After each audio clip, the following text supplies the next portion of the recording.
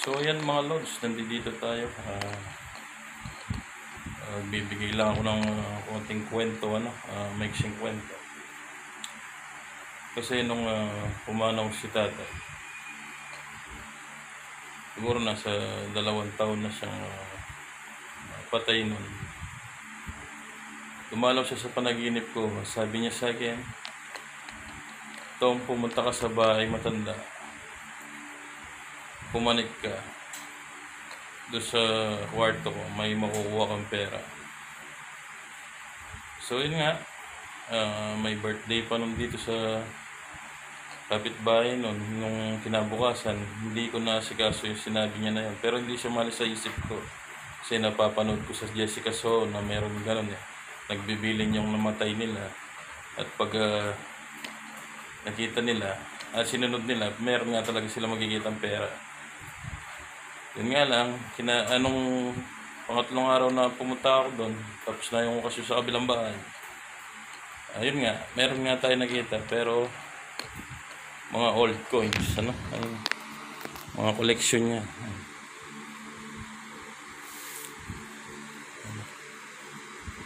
Ito pala to, yung token sa mga LRT.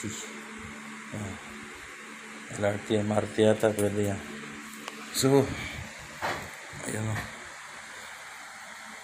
Ayan.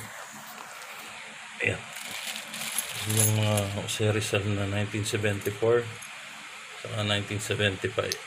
1972. 74, 72. Ayan. Hanggang sa niya. Nasaan na yun? Ayan, yung niya. 50 cents. Ay, 50. Ayan.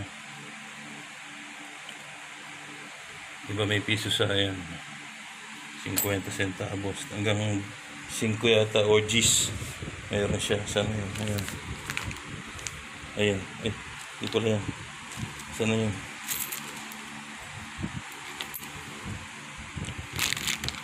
Ito yung 25 niya. Ayan, diba 25 yun. Ayan yung yan, G's. Ayan, G's centavos. Ayan. At meron din siya ng mga American Filipino coins. Ayan, yung Agila. Ayan, 1907, 1905. Meron natang 09 dyan. At meron din siyang Marcos. Ayan, 1975. Ayan.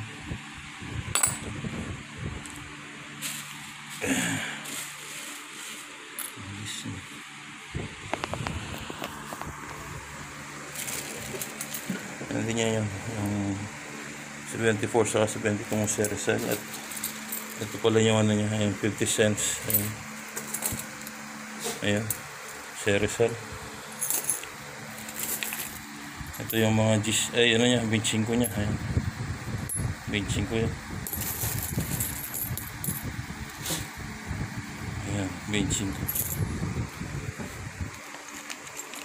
Iba't ibang klaseng mamiso niya. Ayan, yung mamiso.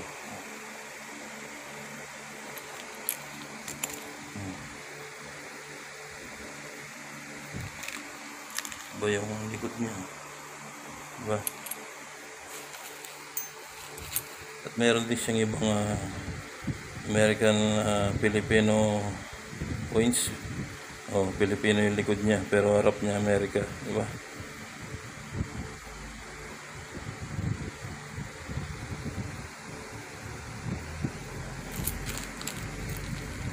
Meron din siya mga dollar. Yan, 50 to. Saan yung ito yata yung ilang cents to?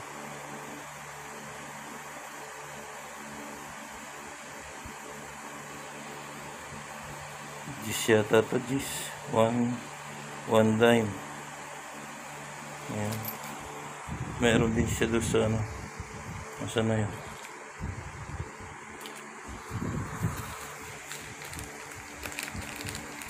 At yung mga naalala nyo, yung 5 pisong bulaklak, ayan, meron siya, diba? pisong bulaklak, mga bago pa yan. At meron din siya yung kalabaw na piso.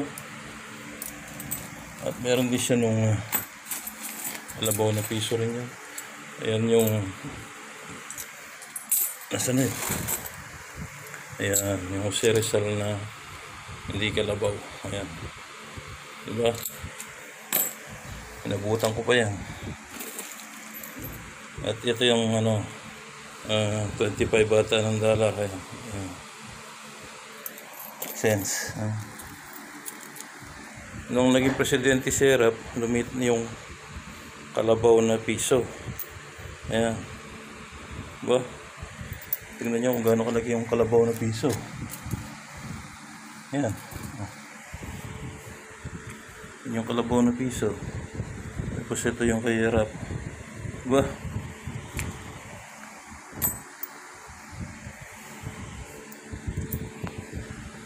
At yung 50 na una at yung 50 ni Erap. Diba? Ang liit na lang yung kay Erap. Ito yung 50 lang na una. Ayan.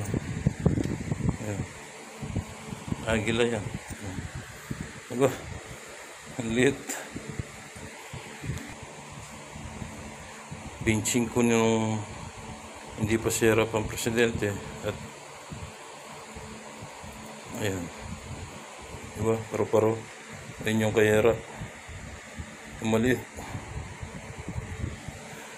Maluwag nga sa bulsa to. At yung 2 pisong nyog, ayan o, kita nyo, nung hindi pa si Erap, ayan kalaki. At saka diamond siya. Nung si Erap na yan, lumit yung 2 piso. Ayan. Diba? Pinaliit ni Erap yung mga coins nun. Ayan. Mula sa 2 piso hanggang 25 cents. So, yan mga lods. Kaya dyan nanggaling yung pangalan nating Tom Collection mula sa mga coins nga na namana natin na yan hanggang sa mga alaga nga natin na dati iba't ibang klase. May hamster, rabbit, kakatil, ibong bato-bato, mga manok na bantam. Ayan. Dami mga lods. Kaya tayo nakakuha ng pangalan na Tom Collection. Dapat Coinlection yun. Naging collection na lang dahil marami nga tayong alagang hayop. Kaso nga lang, pag tumatagal palang panahon, wala na tayong mapakain sa kanila. So ayan. Ayan yung mga old coins. Dito na tayo. But,